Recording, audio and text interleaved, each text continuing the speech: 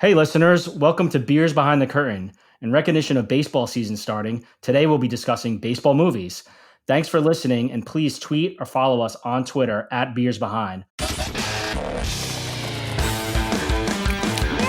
says there's nothing good on TV?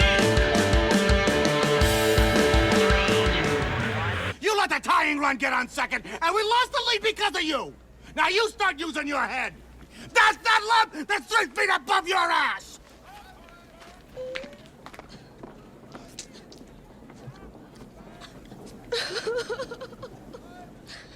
Are you crying? No. Are you crying? Are you crying? There's no crying. There's no crying in baseball. Why don't you leave her alone, Jimmy? Oh, you zip it, Doris. Rogers Hornsby was my manager, and he called me a talking pile of pig shit. And that was when my parents drove all the way down from Michigan to see me play the game. And did I cry? No. No! No! And you know why? No. Because there's no crying in baseball. There's no crying in baseball! No crying! She's crying, sir.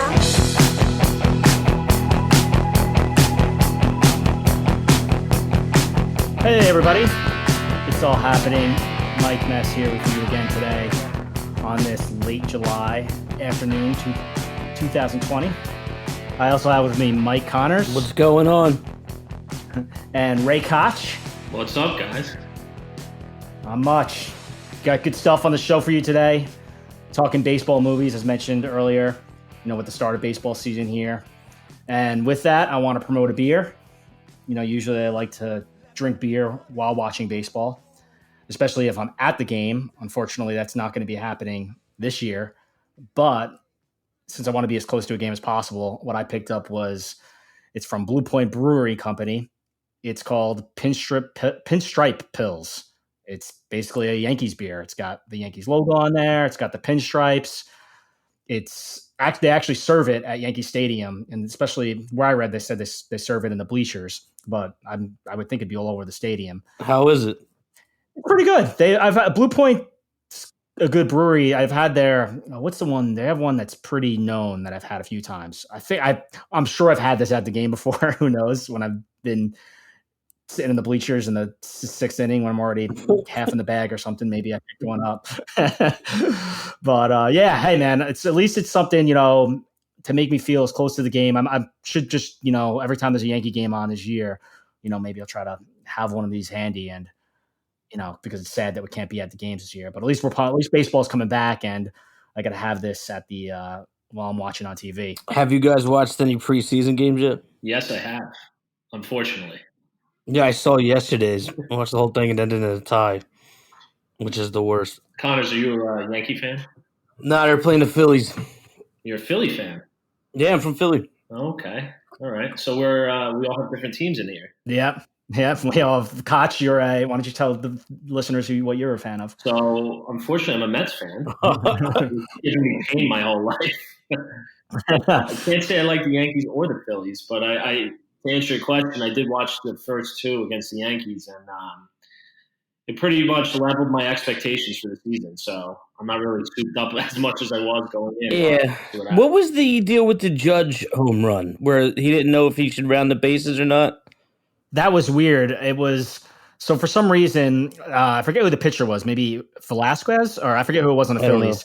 It was against the Phillies. It was against the Phillies, right? It was a game I didn't see. I just saw that weird quote. Yeah, well, for whatever, since it's preseason, they decided. I think whoever's pitching for the Phillies got the last guy out, but he didn't reach his pitch count yet. So Girardi is actually the coach of the Phillies now. It's funny to see. He asked Boone. He said, "Hey, do you mind if he just pitches to the next batter, who was Judge, just so he could get his pitch count in, and we don't have to wait in between innings." And Boone said, "Yeah, sure. It's a preseason game. It doesn't really matter." And then Judge hit a home run. So, and that's why he wasn't sure if he should round the bases. It was a little strange and bizarre, but whatever. It's preseason during Corona season, so I guess that's what we should expect nowadays. That'd have been great if he rounded the bases and hot dogged them. Yeah, I don't even know if he finished. Yeah, I forget. I think he sort. Yeah, after second, he was about to go back in the dugout, and they were like, "No, finish." I don't know. Yeah, I mean, I don't know. I'd love to read. Actually, I didn't read the box score for that game. I'd love to see how that played out. But are you guys having a beer? I'll start with our guest, Koch. Are you drinking anything on today's show?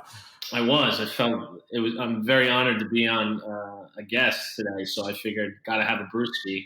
I'm drinking a summer shandy actually.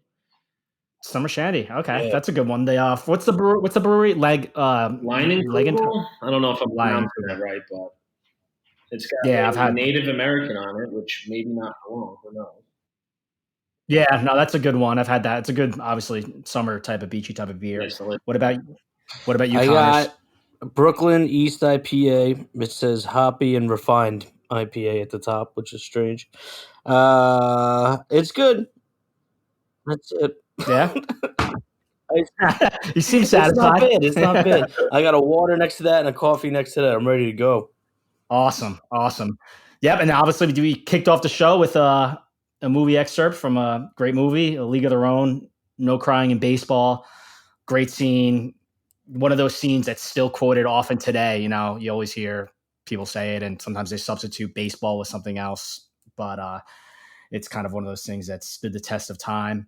And just a great movie, a great ode to the Women's League, the All-American Girls Professional Baseball League, which I thought when I was reading that, shouldn't they come up with a shorter slogan? It's AAGPBL. It's kind of a mouthful. And if you're trying to be remembered, I feel like it's a lot to take in. And, Major League Baseball is just MLB.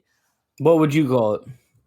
I don't know. Why not just GP? That's a good question. I should have thought of that. But why not just GPBL, Girls Professional Baseball League? Do they have to have W, American in there? women's. Maybe women's. Yeah. Yeah, that's true. Yeah, but I just thought that was You're living in the 30s, kind of Miss. Look at the getaway sticks in that tomato. The Broad American League. Yeah. But still, I know I'll start with the Koch. That's still, I know at one point you said that was your favorite movie. Would you still rank that as number one? Not only is it my favorite baseball movie, it's definitely my favorite movie. Your favorite movie overall, and not even just baseball. Not even just baseball. Best movie ever. It's a really good movie. I mean, people make fun of me, but most people will agree it is good. No, it's phenomenal. It's really good. The John Lovitz, I thought, was particularly great in that movie as the scout.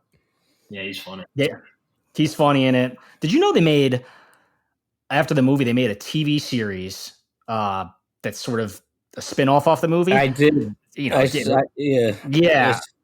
I'm sure it was terrible. It lasted one season, maybe 5 or 6 episodes. And there's an episode on YouTube, I'm pretty sure. You can watch it. Yeah, some of the cast came back too. John Lovitz, I think, came back for one episode and did the first episode of being a scout. I know the coach is the guy that played like Doug Heffernan's boss in King of Queens. He's in everything. One of those guys you see in everything, but you can't think of his name. It just didn't work. I don't even remember it when I was a kid. I thought it'd be on my radar, but once I saw that, I was like, "How did this get past me?" But I don't know. It didn't look very good either. What channel was it on? It looked like an ABC prime time kind of thing, maybe. Like it was a big deal. It looked like, at least the pilot, anyway.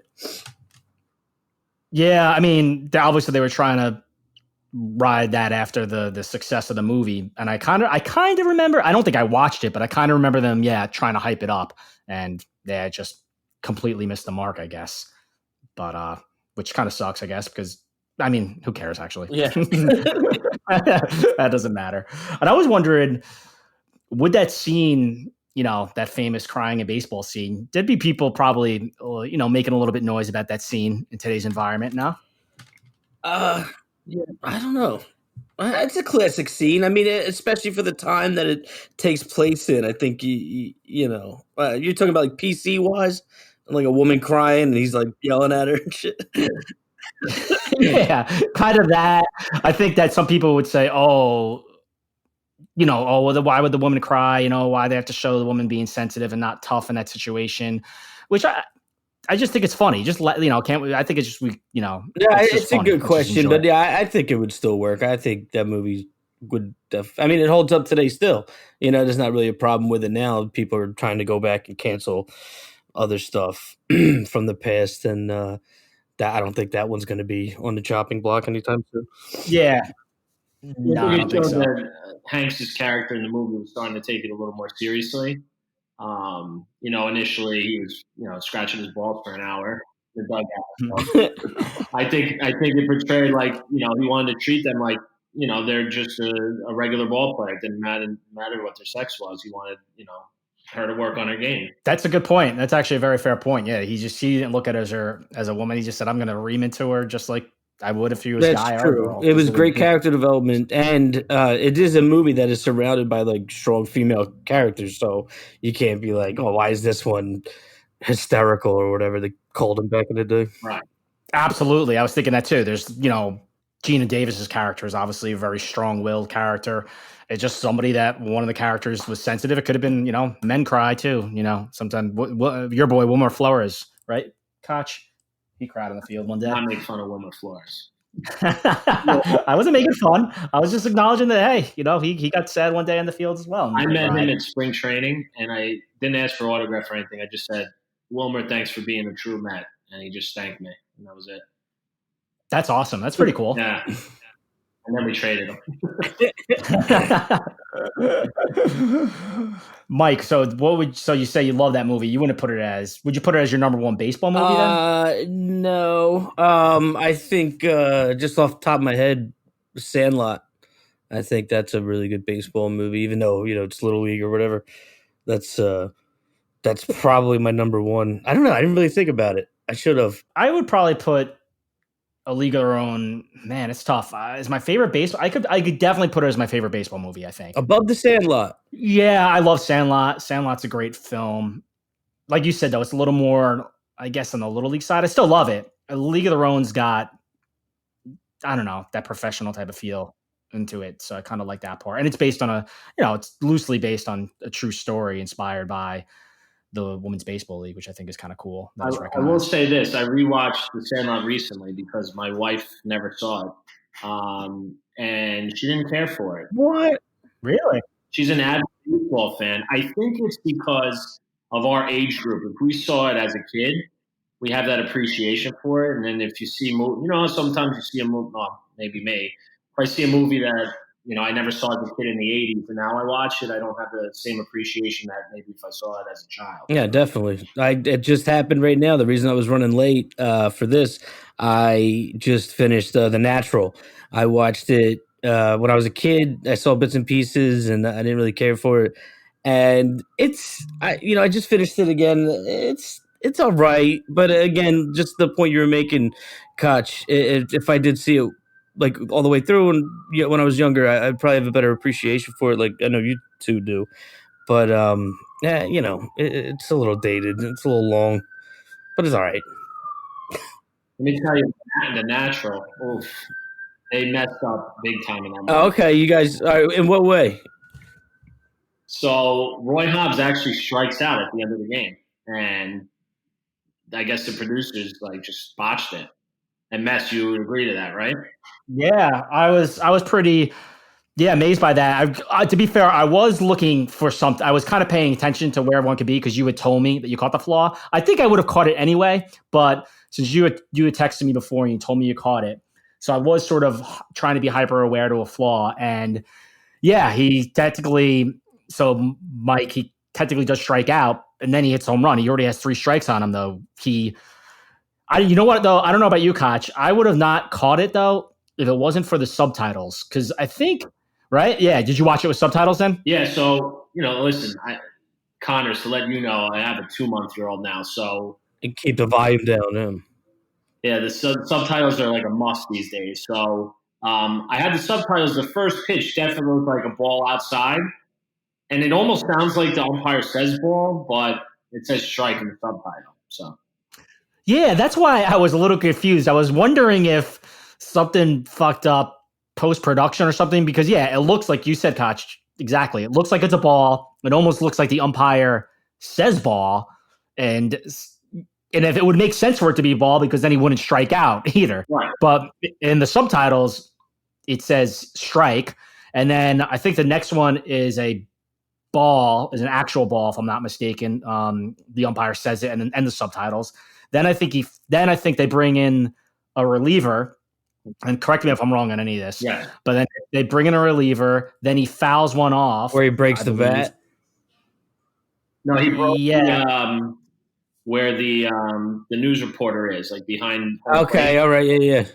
Robert Duvall, yeah. Yeah. That would make Robert Duvall. 1-2 count, and then he swings and misses, and somehow gets Yeah. another pitch.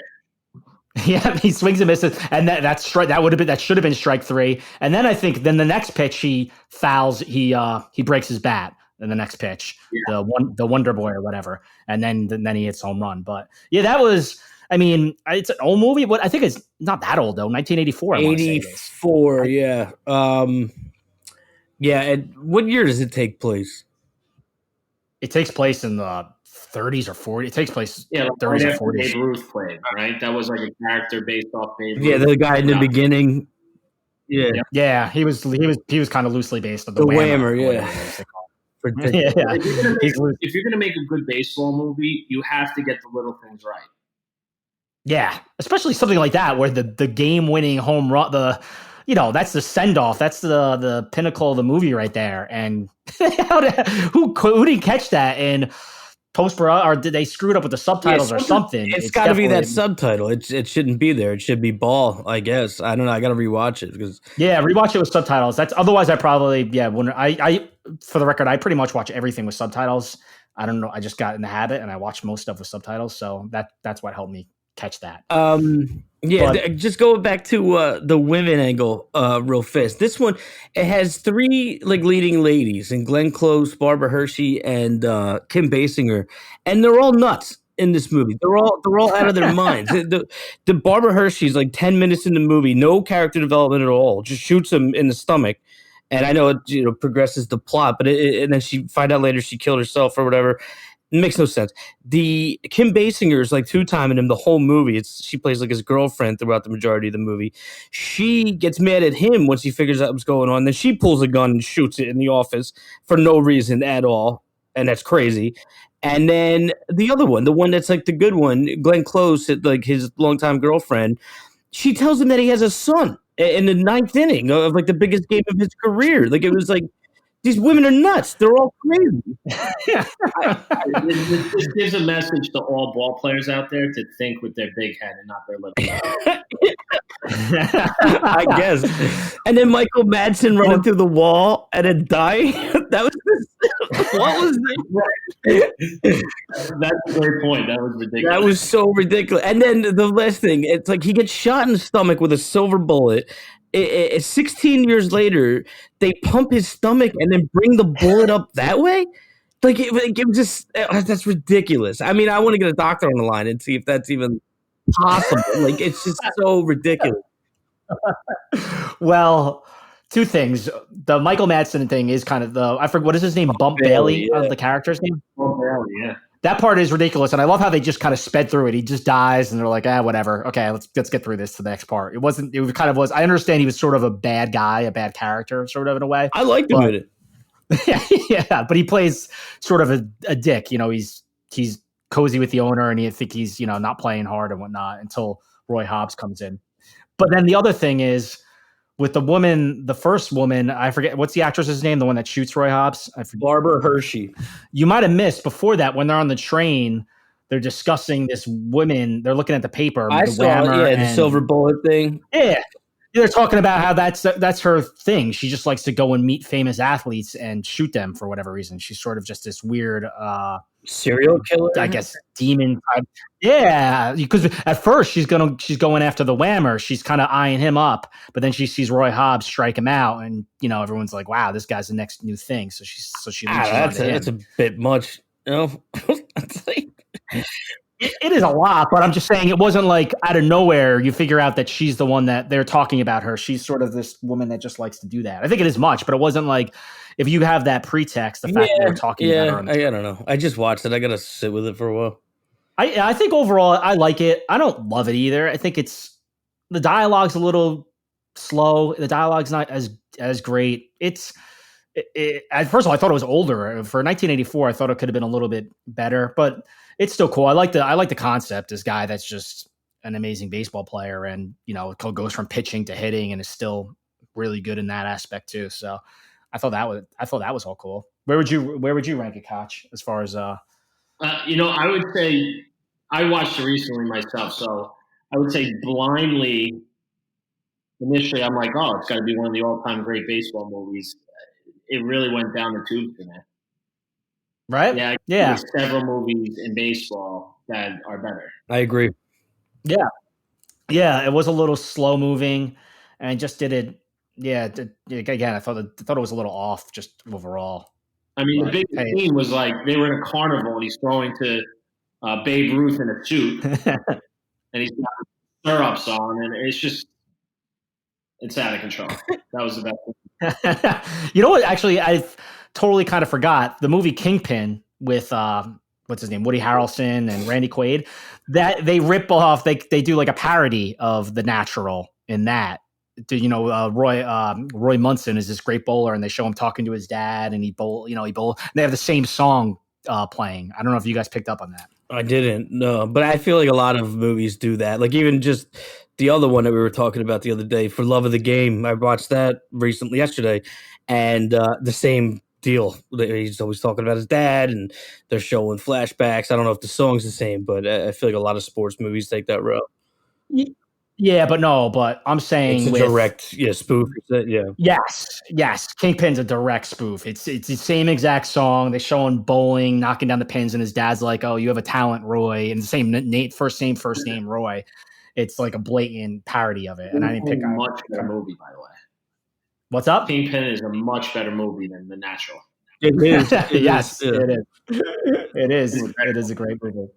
Different. I mean, they're different, but I've seen Kingpin multiple times. The Natural, probably good for another 10, 15 years before I watch that again.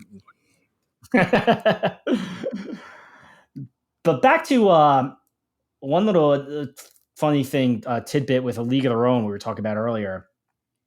Did you know Geena Davis wasn't originally supposed to play the main character, Dottie Henson? It was supposed to be, and I think she came in really late. Like they were getting ready to shoot. So I don't know if you know the actress Deborah Winger. Yeah, from the one where she spoiler alert. I don't know, the one where she dies in the end. I can't think of the name, but it's like the classic movie. Officer and a Gentleman? No, she's in that too, but the Terms of Endearment? That's the one. Yeah.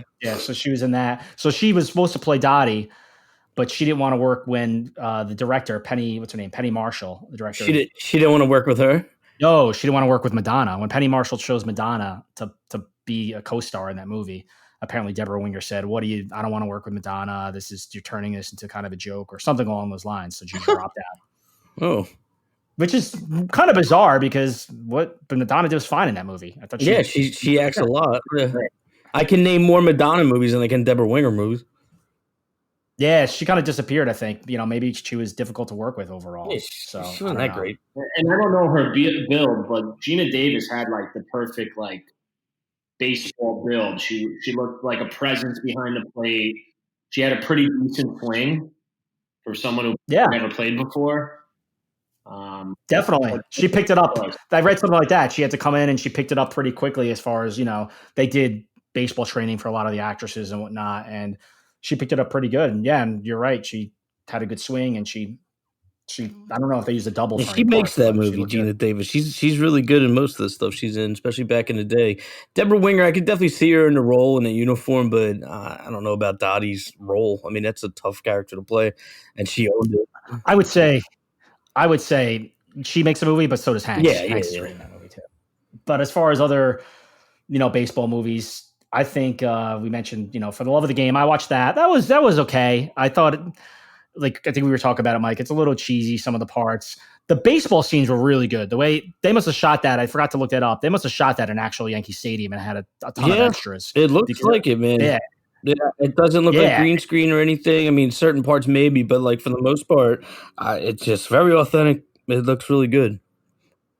Yeah, those parts are cool. And just the whole style of the game and the way it's being played, it looks like you're watching a real baseball game, a real Major League Baseball game. So I thought that was really good, really well done. But yeah, the story itself was okay. Rest in peace, Kelly Preston. But, overall, I didn't think it was anything. There's a lot that of special. cheese in that movie. I remember it being very, very good when I was younger when I saw it, and it still is a good movie. But watching it yesterday, it was just a lot of like cringy moments. Like I don't know, it's a lot. It's heavy on the relationship. As much as it's heavy on baseball, it's real into just the back and forth of the beginning of a relationship and meeting the kid. And, I was like, all right, we get it. And then Kevin Costner. I mean, sometimes it's like he can be kind of dull, you know. It's just like I don't know. It's Yeah, they dive deep into the relationship part.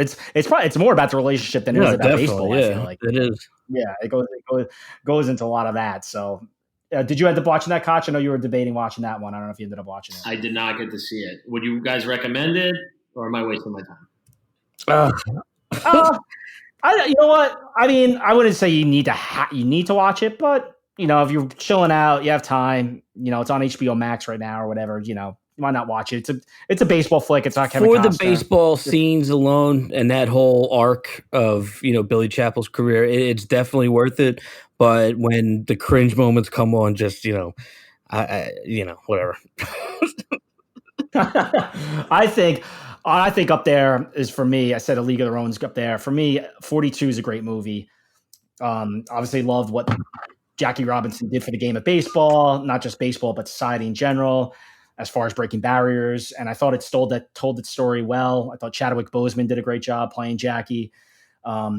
What's his name? Harrison Ford did a great job playing Branch Rickey. So yeah, I thought they did well with that movie, and it was just cool. I obviously I know the especially if you're a baseball fan, you know the Jackie Robinson story. And one part of it that I thought was kind of poignant that I didn't really think about. I think it's in the beginning when they're, Branch Rickey wants to segregate baseball and they're looking for a guy. And there's a couple of guys that they wanted to bring up that some people were saying we should bring up instead of Jackie because they were better statistically or better no name. But Branch Rickey wanted Jackie because he thought that he had the right temperament. There was I forget the player's name, but there was someone else that they were discussing, but Branch Rickey thought, no, if that guy, he's not going to be able to take it and he's going to flip out and, yell, not going to be able to take all the abuse he's going to get. We need someone who can be strong-willed to continue to play, but, kind of ignore the racism. Yeah. And then there's a line in the movie, which they said was a line in real life. Jackie Robinson said to Branch Rickey, so you want someone who doesn't have the guts to stand up for themselves. And then Branch Rickey said, no, I want someone who has the guts not to stand up because we just need you to kind of just at least take it for a while. Because otherwise if you go flip out, everyone's going to say, hey, look, you can't handle it, your temper and all that. And then we won't be able to move forward. So he needed to be able to take the abuse and put his head down and play, and not only play, but play well. And obviously he's a great baseball player too. So I thought that really did well telling that story overall. And Chadwick Boseman, we were just talking about him. I didn't realize that was him. He was in Defy Bloods. Right? Yeah, he was the young one, the one from Vietnam, right? Yeah. So that's cool. That's a cool one just because it's a true story too. And I read that Robert Redford was actually tied to play Branch Rickey at first, but they went with Harrison Ford. Ford's a better choice. I think he has more range than Redford. Redford always plays like the same guy. Harrison Ford switches up a little bit, I think. Yeah, I agree. And then we talked about Sandlot and then Moneyball. Moneyball, I'm looking at that now. That's I'll probably put that above Sandlot. I like that one a lot. I think that's a great movie. And the Battered Bastards of Baseball, the one on Netflix that you told me to watch, that's damn good. That's cool. That's a cool documentary. Koch, I don't know if you've seen that, Battered Bastards of Baseball. No, I haven't. What's it about? Check it out. It's on Netflix. I don't know if it's still on Netflix, but it was. It's about this. It's a documentary. It's based on this team, I think in Oregon or something, a minor league baseball club up in Oregon or Washington State that Kurt Russell's dad purchased. And you have to watch it. I kind of forget some of the story, but there's this underdog team that doesn't use a farm system. In other words, they're just, they're not part of a major league baseball organization. They're just their own independent minor league team. So a lot of people, they're going to think they're going to suck because they're not working with a major league organization. They're not going to get good players to play within there, but they end up doing really fucking good. And it's a bunch of pot smoking hippies, and they're like really good. And it's crazy. Kurt Russell's running around as a kid. It's good. Yeah, definitely. Check it out. Yeah. Moneyball I thought was good as far as just the stats and kind of how it goes into that. Sort of how Billy Beane, in some ways, and not just him, but he was a big part of it, revolutionized baseball, and I think it would have gotten there eventually. But again, he sort of spearheaded the whole sabermetrics type of thinking, and a lot of pretty much every team uses that today. So I thought that was really cool to see. I know your problem with that, Katre, is that how they didn't win it all. Yeah, I mean, great. I think it was a well done movie. I think what Billy Beane has done with the game and how they analyze the game differently has really, it's spearheaded a change in the game and how teams, organizations run their ball club. But the climax of the movie is they had a 20-game winning streak in Coral, and they didn't win shit. So Yeah. all right, great story, guys. My point is they probably shouldn't have made a movie, maybe a documentary. Yeah, I understand the point, but I just thought, first of all, I thought the movie was well done, so I kind of liked it. I thought Brad Pitt was good in it. I thought Jonah Hill was good in it, and I just don't think that. Yeah, you're right that you get it. The climax is sort of the 20-game win streak, which is a really cool part of the movie, and they never won it all. But it's hard to win it all, and they succeeded with very little money spent overall, and it kind of they didn't win, so you can't make it a fiction movie. But I see what you're saying. Maybe it didn't deserve a movie, maybe just a documentary. But I thought the movie is cool. Yeah, I agree. I like that movie a lot. I mean, you don't always have to win at the end, like a Rocky. Spoiler alert. And Rocky Balboa. Spoiler alert. Rocky at least makes it to the title fight, though. They don't. I think the A's get knocked out in the first round. Whatever. Tomato. You know what's a good one? I put it in my top 5. I kind of just made it this top 5 list off the top of my head before we started talking. This was my top 5, and I'll ask you guys if you want to sum it up after me. But I said A League of Their Own, 42, Sandlot I put up there, Moneyball, and the last one. There's a bunch that I could put as the last one that kind of were on the cusp, but I put Bad News Bears. All right. I just Googled. I'm looking at a bunch of them, but I love that movie. The original. The remake's not half bad, but the original, yeah. No, the remake sucks. I thought the remake was going to be good. I was so disappointed with it. I was like, oh man, they and I thought it could be good with Billy Bob Thornton. I thought he would do a good job, and it wasn't necessarily his fault. I just thought. I don't know. I thought he had its moments. There's a sequel to the original. I think Bad News Bears go to Japan or something. Yeah. Yeah, I think they go. Don't they play in the Astrodome or something like that? It's in Houston. Yeah, it's not Japan. It's in Houston. Seriously, that's where they filmed it.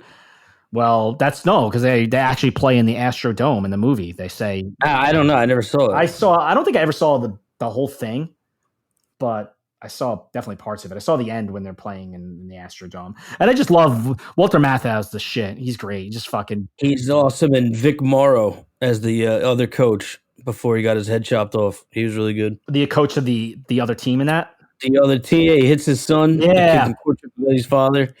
Yeah, that part's intense. It's got like a drama aspect. It's a comedy, but it's got like a little bit of dark parts to it. Like Walter Matthau is drinking. He drinks with his players, and he's like literally coach, but he's drinking the dog, kind of like Tom Hanks' character in A League of Their Own, except this is fucking Little League, and he's drinking in the dugout.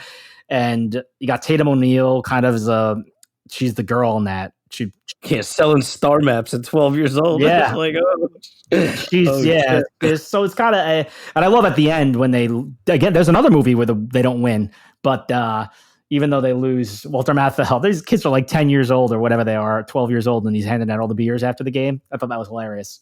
And Tanner Boyle, the little blonde California kid that is the most racist son of a bitch in the whole world. Oh yeah, there's a lot in that movie that wouldn't fly today. No way, man. Drinking beers with 11-year-olds. Yeah, yeah, exactly. That alone. I mean, I think it was made in late 1970s or something like that. But yeah, them drinking beer. Yeah, exactly. With 11-year-olds and just putting it on the big screen. But it's so funny, man. It's a funny, cool movie. Matt, you're missing a lot of movies on that top 5. Yeah, I know. Okay, then I'll go to Koch. What is your top 5 then? I know which one you're going to say, and then I know one of the ones you're going. Well, I know you're going to say League of Your Own, and then I know another one you're going to say. I think I know another one you're going to say. But I won't go in any particular order, but I'm surprised you didn't have 61, which I just saw. Yeah, I know it's a big Yankee movie. Yeah, Big Yankee movie. Very well done for the time. I think the guy who played Mickey Mantle did an excellent job. I thought it was a well done movie. It's certainly better than Natural. What movie? 61 you're talking about? 61. Yeah, and Yeah. that was never in theaters. I think it went straight to HBO. Billy Crystal directed it. It was Yeah, it was made for HBO. Yeah, I did like that movie, Koch. I did. I thought it was good. And it could crack my top 5. I did that. I started with that top 5 and it was a random order. It wasn't anything, Right. less than 1 through 5. I did that off the top of my head. 61, you can make an argument for too. It is a well done movie and it is a very, it's about the Yankees. So that helps helps you. a little bit. Yes, definitely. You're right. The guy who played Mickey Mantle did well, but so did the guy that played Roger Maris, Barry Pepper. Yeah. Thomas Jane and Barry Pepper. Yeah, and Barry Pepper looks a lot like Roger Maris. Yeah, and then Rookie of the Year, good flick. I was going to mention that one. Yeah, I love Little that Big movie. League, another good. When we were children, these were like really good, fun movies to watch. Similar to your Sandlot, and I guess. Yeah, Rookie of the Year is even. I would rank Rookie of the Year, and I like both those movies, Rookie of the Year and Little Big League. I would rank them both below Sandlot, though, as far as like kid movies type of things. Yeah, I don't care much. I never did, even as a kid, for Little Big League. I didn't like it. I couldn't get into it. Rookie of the Year is all time. That movie's so good. But again, Sandlot is better in my opinion. Angels of the Outfield is another one that you could put in there, and just random. The Fan, De Niro and Wesley Snipes. That's not the worst baseball movie in the world. It doesn't focus very much on baseball, but as a backdrop, it's a good movie. So I'd put it in there in the category. And then, of course, Tommy Lee Jones and Cobb. That's a decent one. Oh yeah, Cobb. I never saw it, and surprisingly, I didn't even think of it until you said it. I didn't see it on many lists, but I never saw it. But that could be good. The Fan. It is good. The Fan. I never saw. I wouldn't really consider that a baseball movie, I guess. But There's baseball stuff in it. All right. I hear you. Your biggest omission mess is Field of Dreams. Now that's the one I was waiting for you to say. I don't like Field of Dreams. I don't either. I'm with you. I think it's boring. I think you're both out of your mind. Dude, Also, if you build it, they will come. It's so like if you. It's not just about baseball. For me, it gives me like a little sentimental value because at the end, my name's Ray, and the father's name's John. That's my father's name. So it kind of shows the connection of the pastime of baseball with having a relationship with your father. And I think that's why it struck home to me. And I don't know. I think it's a well-respected movie. I know it's kind of corny at times, but it's also pretty cool. I think it's well acted. I think James Earl Jones is phenomenal in it.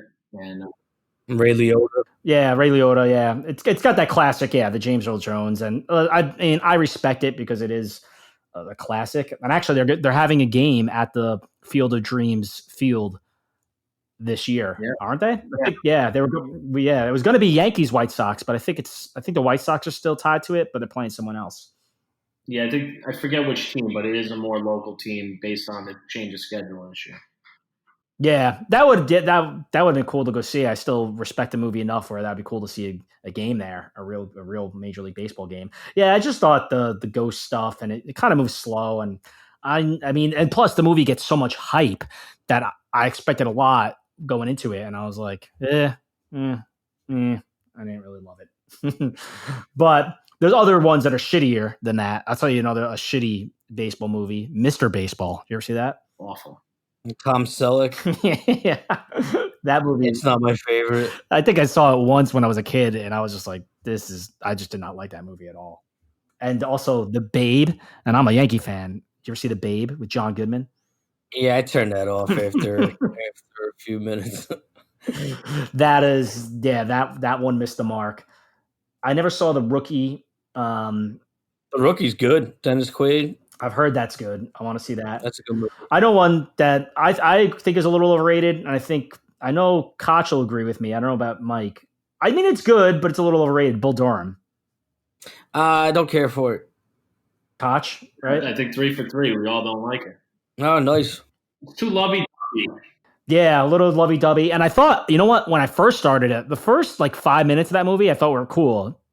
She starts Susan Sarandon goes into this baseball tirade about how she loves baseball or whatnot, and I was like, oh, this could be pretty cool. But then it does get a little too, and it's not. It's a comedy, I guess. I thought it'd be a little funnier, but I mean, I didn't think it was bad. I didn't think it was as great as it was going to be. Yeah. I'm mad at myself. I'm missing one here. Okay, wait. So, what do you mean you're missing one as far as top five? And I'd be shocked if it's not in both of your top five. All right, what is it? Major League. That one's good. Yeah, that one's really good. I have that listed here. Again, that's one that could sneak into the top five, I think. I do love Major League. It's funny, adult humor. Even Major League 2 is good. Yeah, Major League 2 is good. They're both really good, and it's got a good cast. So, yeah, the Major League's a solid movie. Mike, did you? What about Major League Back to the Minors? Never saw it. That doesn't count. That's like I like Major League 1 and 2. Pretty good. You know, I don't think I put them in top 5 though. Do you know what's another one? Do you ever see The Scout? Brendan Fraser. No, I haven't seen it. It used to be on like Comedy Central like every 2 hours on when I was a kid. I like that movie with Albert Brooks and it's and that's another one with the Yankees. Albert Brooks and I think Steinbrenner actually is in it. Really? I think he plays himself. Did you ever see that one, Koch? Yeah, I wasn't a fan, and it's the Yankees, so yeah, I liked it. I mean, it was a little stupid, but again, like you said, Mike, it was on. It used to be on a lot on TV, and I used to just watch it when it was on TV randomly. I can never get into it. All right, so quick then. We'll just run it down. I'll let you go for Connors. Why don't you go first? Your top 5 baseball movies. No particular order. No particular order. Yep. Moneyball, Rookie of the Year, The Sandlot. No, I'm not trying to mess myself up. Damn, I don't know. I guess A League of Their Own. Yeah, put that up there, and I guess I'm gonna go The Fan. Little wild card. I like that movie. All right, that's fine. Koch. I'd probably say Moneyball, Rookie of the Year, Field of Dreams, Major League, and obviously League of Their Own. Yeah, League of Their Own, obviously, would be your number one. Okay, yeah, I think those are all fair. When I start doing this, there is a ton of there's more than I thought of when I started like just looking on Google. There's a lot. Keanu Reeves, Hardball. That's something we didn't say. That's a good movie. $1 Million Arm with what's his name, John Hamm. Never saw that. That was actually not bad, and that's another one that's based on a true story. So I like that one. This says Mr. Destiny as a baseball movie. I don't know if I would categorize that as a baseball movie. Yeah, never heard of that.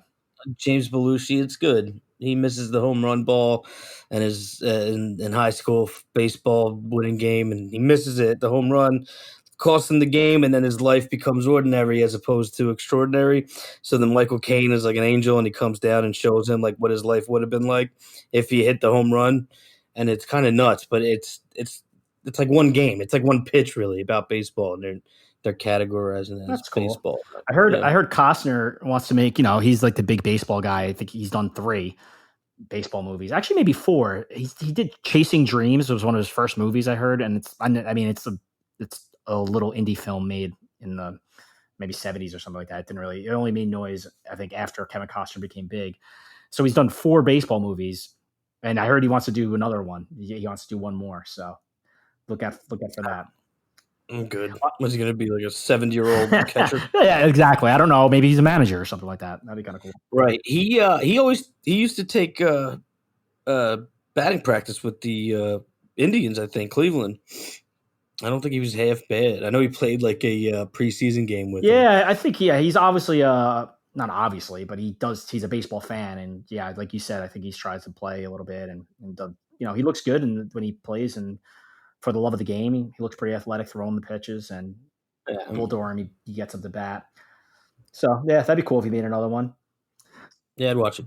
All right, actually, one thing. So before we move on to our survey questions, I did have one thing out here about, again, just to really wrap it up, to A League of Their Own again.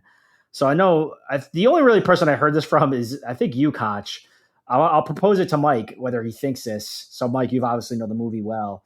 At the end of the game, at the end of the movie, or towards the end of the movie, you know how Kit barrels into Dottie and then they win the game. Yeah.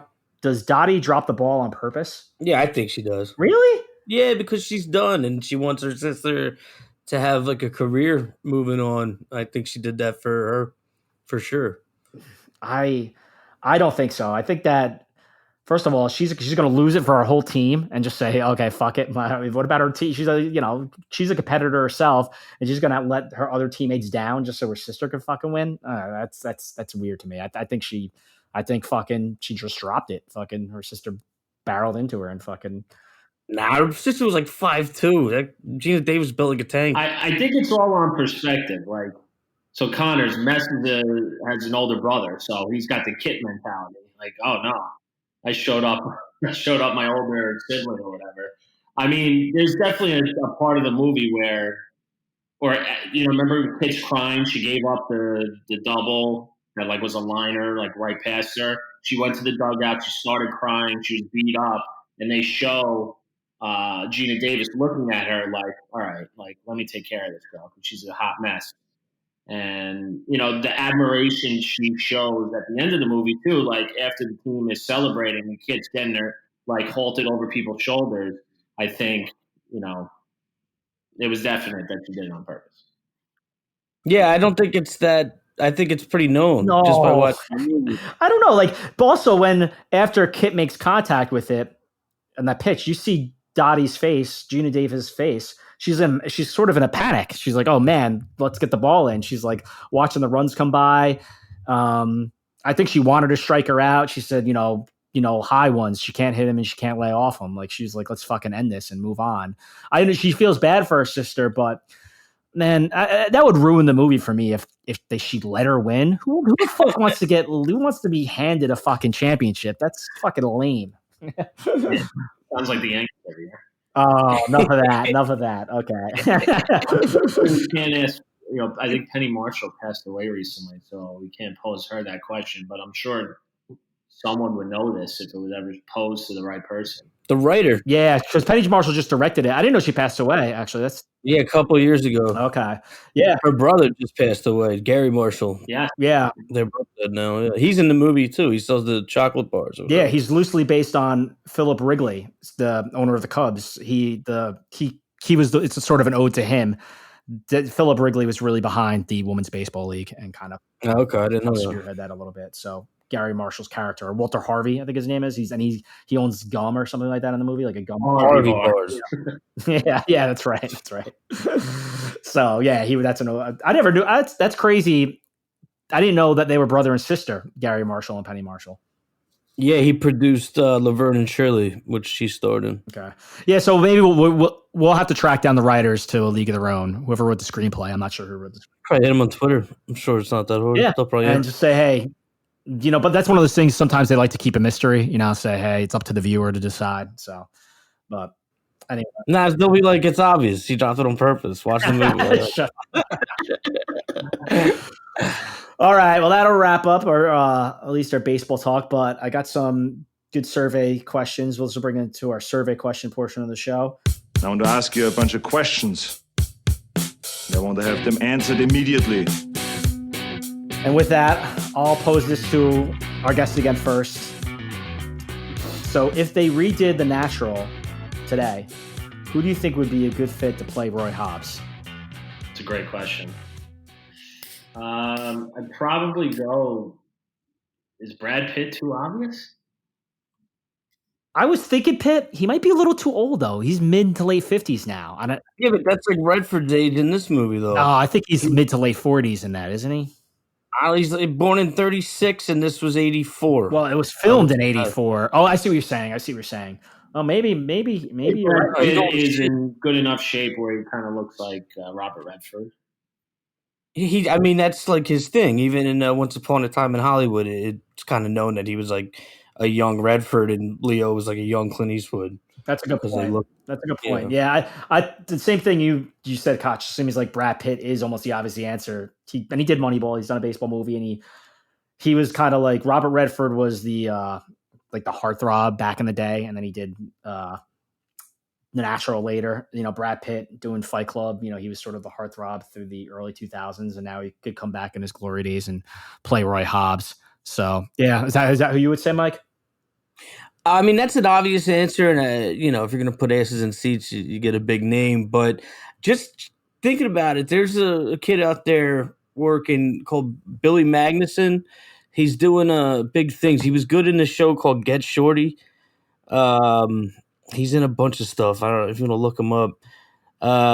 He was in The Big Short. He was in a few things. But I think he would be good. Okay. I think he kind of has like a Redford kind of style to him that could maybe make it work. Yeah.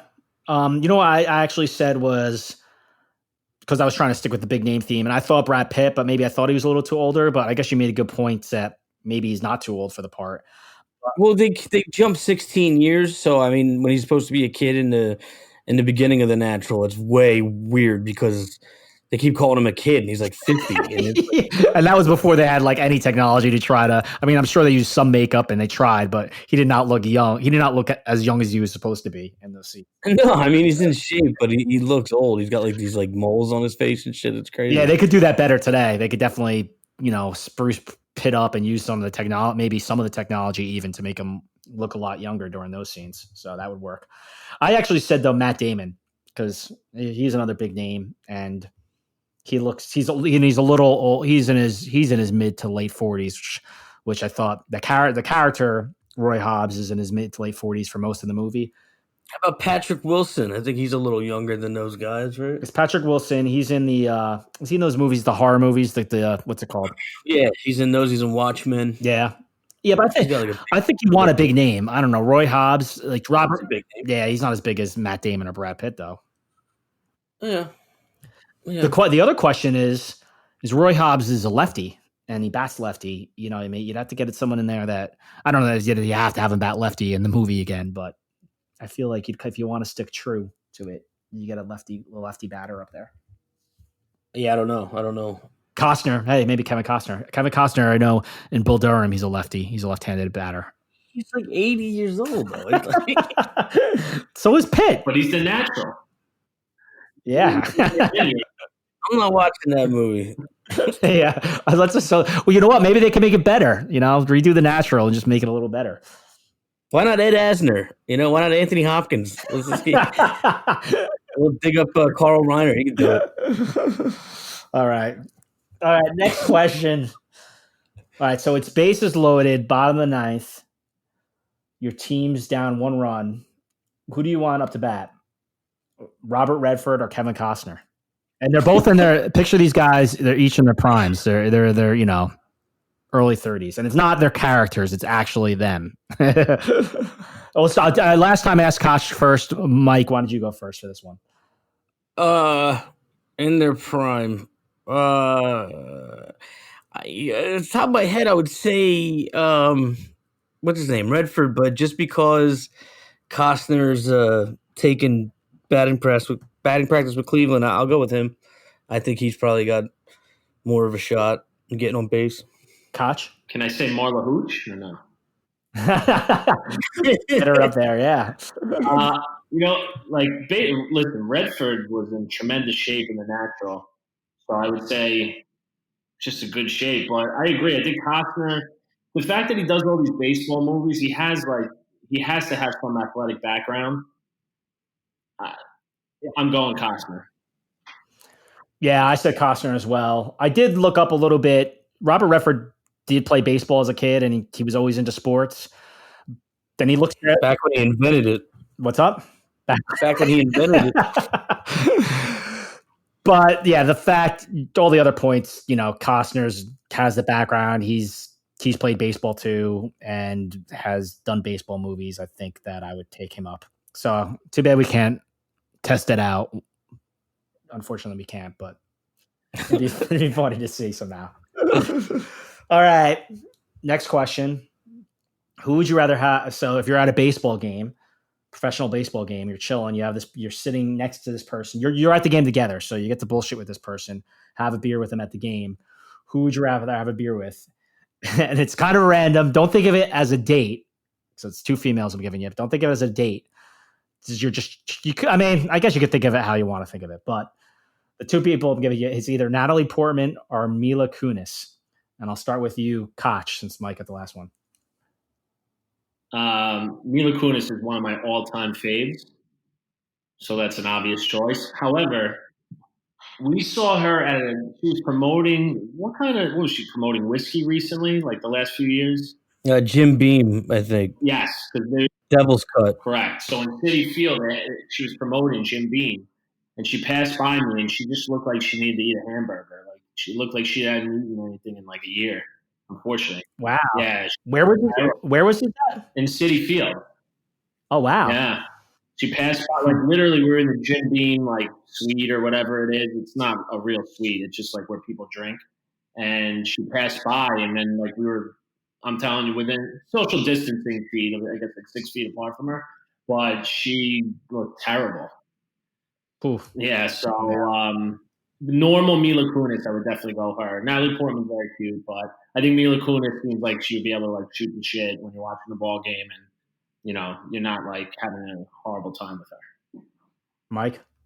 What's the question? What, just watch a game with? Yeah, you're at the game, right? You're at a baseball game, you're watching the game, and you're there. You go to the game with this person, so they're not just sitting next to you. This is you two chilling. So you're talking to them, you're bullshitting with them, you're all right, having a drink, having a hot dog. Mila. No particular reason. I think both of them would be good to hang out with, but yeah, I guess I like her better.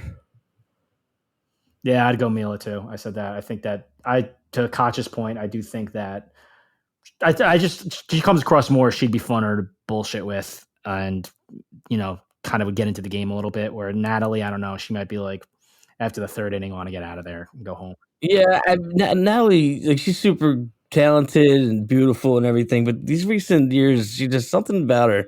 She seems like a little too like intense. I don't know. Yeah, I kind of agree with that, but I just chose those two randomly because they both were in what's it called? What's that movie? The ballet movie. Swan? Yeah, Black Swan.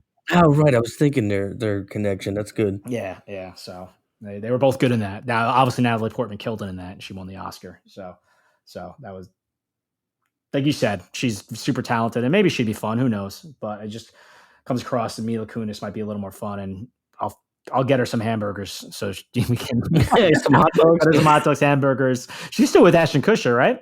Yeah, I think so. Cool. Okay. Well, that was our survey segment. You know what? We do have a little bit of time. Why not ask? I have a couple of trivia questions. See, we ask you a question, and if you get it wrong, booga, you die. I'm out to get you. Watch out! I know, Mike, you'll know this one, so I'm not going to ask you this one first. I'll ask Koch this one first. And we're going to use your favorite movie. So hopefully that helps. But I wouldn't call her a layup either. So do you know, Koch, the name of the actress who plays Kit in A League of Their Own? All right, so I know she was in Orange is the New Black, right? Yep. Offhand, no. Isn't it Lori something? I don't know. It's definitely Lori, but I don't know her last name. Yeah, you got the first name right. It's Lori Petty.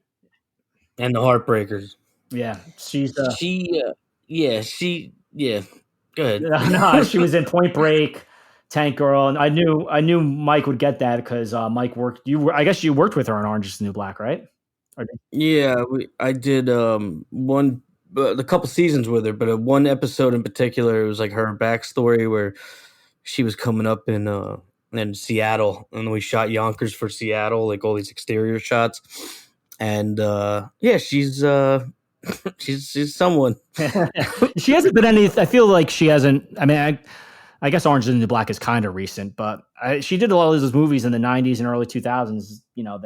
I just named Point Break. She did that stupid Pauly Shore movie In the Army Now, and like that. But I love that movie. You don't like that movie? I think it's a good one. I'm not a huge Pauly Shore guy. I mean, that's probably one of his better movies, but that is definitely one of his better ones. I like that one a lot.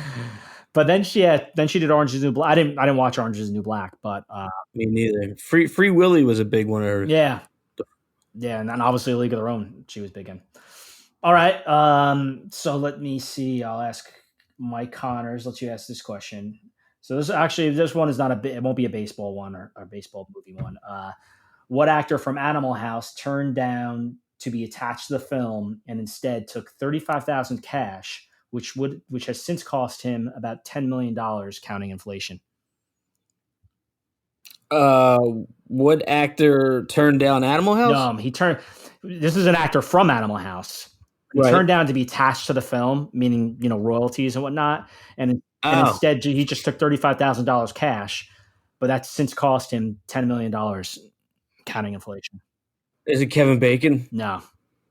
Is it Tim Thomason? Tim, whatever the hell his name is? No, I can't think. Donald Sutherland. Wow. Oh, for real? Yeah.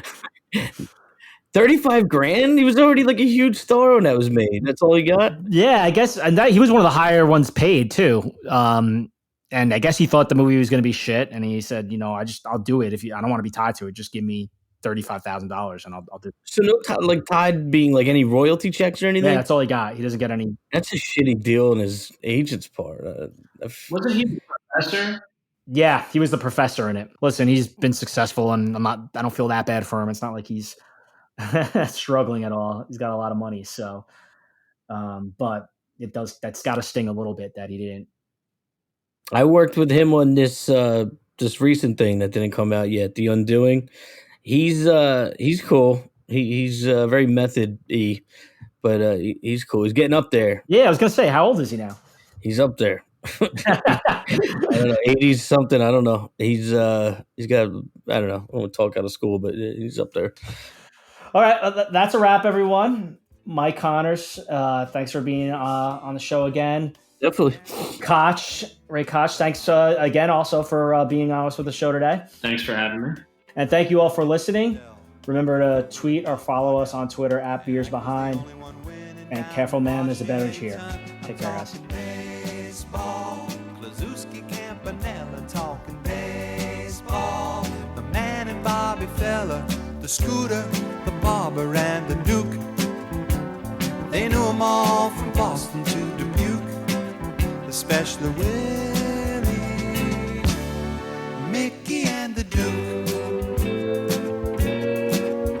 Now my old friend, the bachelor, well, he swore he was the Oklahoma Kid, and Cookie played hooky to go and see the Duke. And me, I always loved Willie Mae. Those were the days.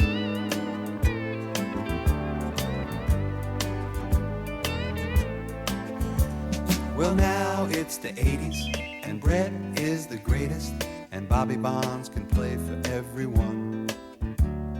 Rose is at the vet, and Rusty again is a Met, and the great Alexander is pitching again in Washington. I'm talking baseball, like Reggie Quisenberry, talking baseball. Carew and Gaylord Perry, Seaver, Garvey, Schmidt, and Vida Blue. If Cooperstown is calling, it's no fluke. They'll be with Will